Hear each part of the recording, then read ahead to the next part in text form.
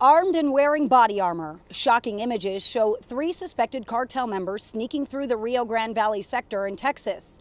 Law enforcement sources say specialized teams, including BORTAC, which is essentially Border Patrol's SWAT team, went out searching for these men, but they came up empty-handed. So that means they got away and could be in the United States. These images, released by Texas DPS, show armed guides ushering migrants across the Rio Grande in the Eagle Pass area, emphasizing the increasing danger for both migrants and law enforcement. And much of the arms and armor are flowing in the opposite way over the border.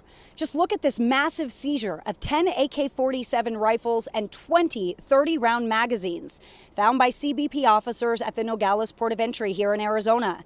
The port director saying the weapons were about to be illegally exported to Mexico and would have likely supported cartel violence there.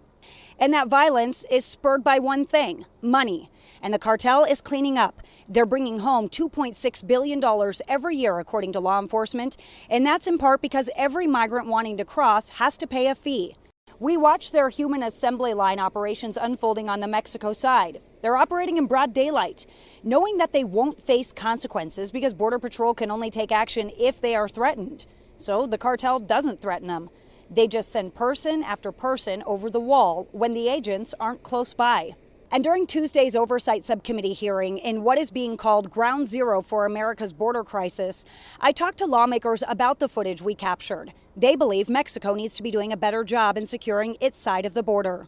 What's your reaction to that video, and what's your reaction to the lack of Mexico's response? And again, this is happening on U.S. soil. There's just a wall in between. Well, it's very unfortunate, and the two things that Mexico is able to do with the President Trump's administration that really helped and actually worked was the Remain in Mexico program that we instituted, and they were able to take these migrants back into Mexico. And the second is to putting their own National Guard on their border that deflected a lot of the activity before it even reached the border. These two things combined had a real impact, and both of those are things that Mexico can do.